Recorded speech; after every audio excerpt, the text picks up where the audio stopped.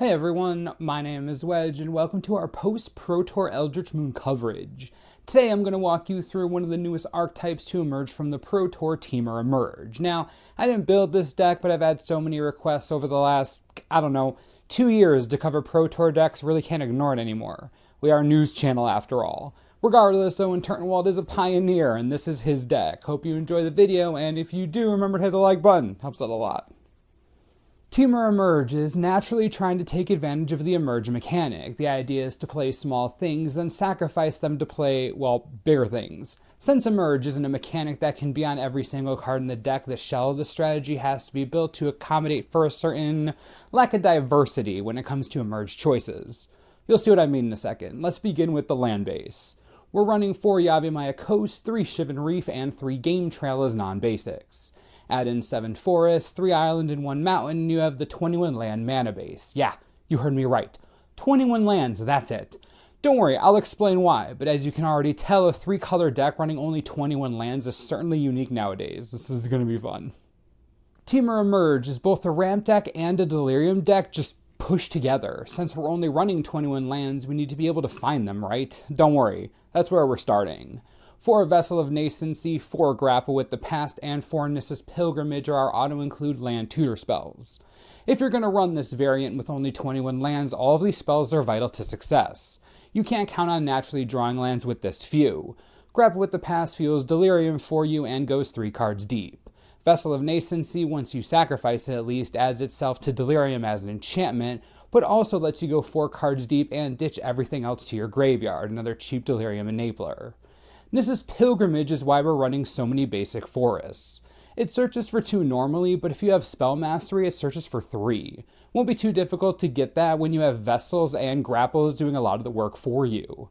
See what I mean though? Delirium and Ramp is the foundation of this strategy. It's how you're going to get your mana online early. Our last Delirium enabler is a playset of Gather the Pack. Now this is a card that lets you filter through your deck super fast. You don't get to grab a land, but you do get creatures if you want. You could just ditch everything, it doesn't really matter. Gather the Pack at worst will almost guarantee you Delirium, sending 6 cards, including itself to the graveyard. Much like the Pilgrimage, there's also that spell mastery value if you ever decide to take advantage of it. Alright, so we're milling the crap out of ourselves. Where's the payoff? Why are we doing this? I'll explain. We're running 2 Corrupted Grafstone as another way to ramp ourselves. Might as well take mana advantage since again, only running 21 lands. Taking all the help we can get. Corrupted Grafstone is a great ramp spell and color fixing engine once we use a single Delirium card we mentioned before. Really easy to get this thing online. A bit of a filler card, but look at it like a ramping growth that's easier to cast. It's good for the strategy. Time to move to creatures, see what we're really working towards here. We'll begin at the bottom of our curve with Gnarlwood Dryad, 1 mana 1/1 that becomes a 1 mana 3/3 with Delirium. As you've already seen, Delirium isn't going to be all that difficult for us to trigger. Add in Death Touch, which makes this a decent wall, and you have a great anti-Bant Company card. A 3/3 with Death Touch will stop a Sylvan Advocate's attack early, that's good enough for me. The deck runs 3 Pilgrim's Eye. This may seem like a weird inclusion, but I promise it'll all come together soon. On the face of it, the Eye provides you with a 1/1 flyer that can block the annoying 2/1 spirits if it has to. It also grabs you a land, which is never a bad thing. Again, 21 lands, not great. Card seems boring, and it kind of is, but it has a purpose. Just believe in me for a second. Now it's time to show you the meat of the deck, the reason we're running every single card you've seen up to this point. Let's begin with the namesake of the deck, Elder Deep-Fiend. There are 3 of them. This is why the deck is called Temur Emerge. One of the breakout all-stars of the Pro Tour, Deep Fry, did work against most any strategy. Whether it tapped down creatures, lands, doesn't matter. Having Flash makes this card devastatingly powerful.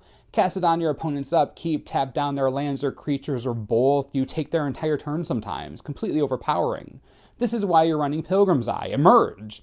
All your ramp spells get you to a point where you can comfortably cast these creatures if you need to, but between the Dryad and the Pilgrim's Eye, you can bet you'll have plenty of fodder for the Calamari. Even decks that don't run too many creatures, the Deep-Fiend still taps lands. It's so good, it's definitely your flagship card. Now the Deep-Fiend isn't the only Emerge card we're running. The deck also runs a single Wretched Gryff. It replaces itself, it's a 3/4 flyer, and with a Pilgrim's Eye you can emerge this for a measly 3 mana. Seems pretty good, and it is. Great filler Emerge creature. Best part about it, you can emerge the Gryff itself to get out the Deep-Fiend for only 2 blue mana. Now that's funny. There is some additional value for the Gryff we'll talk about in a bit, but it's possible that running more than one of these is a good idea. So while we have a lot of ramp in Delirium, we haven't really seen our Delirium pay off yet. Corrupted Grafstone and Gnarlwood Dryad aren't exactly game winners, know what I mean? How about Ishkanah? That work for you? The deck runs a pair of her. Getting Delirium is so stupidly easy that she's going to come down with 3 1/2s more often than not. 5 mana for a 3/5 and 3 1/2 should not be ignored. That's a ton of value, and in a standard format with so many flyers running around, Ishkanah is perfectly positioned for this type of meta. She stops flyers in their tracks, and she really isn't the best Reflector Mage target. She'll just come down again 2 turns from now, making more spiders. Since Delirium is so easy to trigger and Ishkanah can be sacrificed for a merge if needed, no reason not to run her. It's a quality creature inclusion. Our last creature, and the one that brings the entire deck together, Emrakul the Promised End. You heard me right, Big Mom Eldrazi's here to stay. She dominated the Pro Tour, and I'd expect to see her for months to come. You're running a ramp deck, so getting a ton of mana isn't supposed to be an issue for you. Combine that with her first ability, and you should have no problem playing her, ever. Since you'll have Delirium constantly, paying around 9 for Emrakul shouldn't be out of the realm of possibility. In fact, that should be the norm for you. I know it seems like you might be going really deep, including Emrakul, but you aren't. Let me explain. As we've seen up to this point, your entire deck is about ramping your mana, enabling Delirium, and playing gigantic Eldrazi ridiculousness. Well, what if your opponent doesn't like that? What if they play things you need to take care of? I've shown you no interaction so far. That changes now. Playset of Kozilek's Return is the bow on this present. You're going to be filtering this into your graveyard so often you'll forget how many are in there.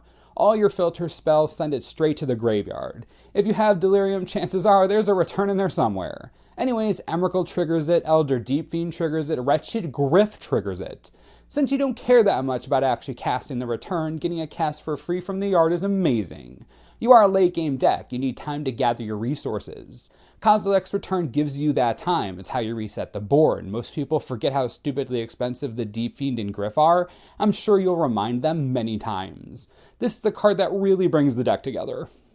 And finally, if Kozilek's Return isn't castable from your yard, just in case you need that little push to burn everything to the ground, the deck runs a single Chandra Flamecaller. In addition to being a house by herself, she adds to your Delirium count if milled early, provides attackers to take advantage of an empty board, lets you filter your entire hand if you want, definitely adding to Delirium, and she has a Kozilek's Return of her own, except for 4 damage instead of 5, but still, quite effective against most any creature-based strategy in Standard right now. Solid include, could be better in multiples, honestly. I know I just threw a lot at you, so let's break it down a bit. Temur Emerge is a ramped Delirium deck. As a matter of fact, it really shouldn't even be called an Emerge deck. There are only 4 cards in the entire deck with Emerge. It should be called Temur Delir Ramp, or Temur Ramp Perium. You get what I mean, it's a ramp Delirium strategy. Anyways, your early game is about enabling Delirium and ramping. Who would have guessed? Vessel of Nascency, Nissa's Pilgrimage, Grapple with the Past, Gather the Pack. All these cards are designed to fuel your graveyard and get you to the mid-game faster. Gnarlwood Dryad is a great way to stem the bleeding thanks to Death Touch, and an early Kozilek's Return could keep you alive, so don't be afraid to use it if you have to. Once you get into the mid-game, land a Deliriumed Ishkanah to neutralize the board state, maybe Chandra to wipe the board, something to help you claw back from what is assumedly going to be a lacking board position. You will fall behind early against most decks, it's okay, your late game is stupid. Use your Elder Deep-Fiends on your opponent's turn pretty much always. Stop their attacking, stop them from casting spells. The tempo gain from casting the Deep-Fiend is what you need to get back into a losing game. Don't wait until it's too late. Cast the Deep-Fiends pretty much as soon as you can. You need to apply that pressure. Same goes for the first Emrakul. They may have a way to deal with it, but it's friggin' Emrakul. You get their entire next turn. If you can cast Emrakul, you cast Emrakul. It's pretty easy stuff, honestly. Lastly, don't be afraid to emerge your Ishkanah or Wretched Gryff for a Deep-Fiend if you see victory in front of you. This may be a ramp deck, but it's pretty aggressive once the mid-game hits. Remember, Deep-Fiend ruins tempo. You have to take advantage of them being on the back foot when that happens. Never let up. Become aggressive and don't let them recover if you can help it. As far as sideboarding is concerned, we're about to see a huge shift in Standard due to the Pro Tour. Without more information, I'm honestly not sure what to tell you. Dispel and Negate make great auto-includes for spell-based decks. Clipwings, Rex Avacyn, Baby Jace is really good against those slower decks with limited removal options. Making them use their removal on Jace is actually hilarious, so he's pretty good there. Beyond that, you really have to see what your meta looks like locally. Invasive Surgery could be good, Eldrazi Obligator against other gigantic creature decks could straight up win you the game. It's up to you honestly, experiment and see what works. And there you have it, Temur emerged from Pro Tour Eldritch Moon. If you have any questions, concerns, comments, leave them below and I'll do my best to answer them if I can. What other decks would you like to see us cover? Do you enjoy us making these Pro Tour deck techs? Would you like more? Feedback is always good, so let me know what you think. As always, subscribe for the latest and most reliable Magic the Gathering information you could ever need. This is the Mana Source, I'm Wedge. Thanks for watching, we'll see you next time. This video is brought to you in part by TCGplayer.com. If Temur Emerge is something you're thinking about making, then you have a lot of cool cards to buy. If you want to run the version we talked about today, Corrupted Grafstone is a great inclusion, and it's only, ready for this, 20 cents. No, I'm not joking. 20 cents. 20. I know, it's ridiculous. If you're looking for something a bit more impactful, I think it's safe to say that Ishkanah is an all-star now. If you need copies of the legendary Spider, she's around $10. Click the links, help the channel, everyone wins.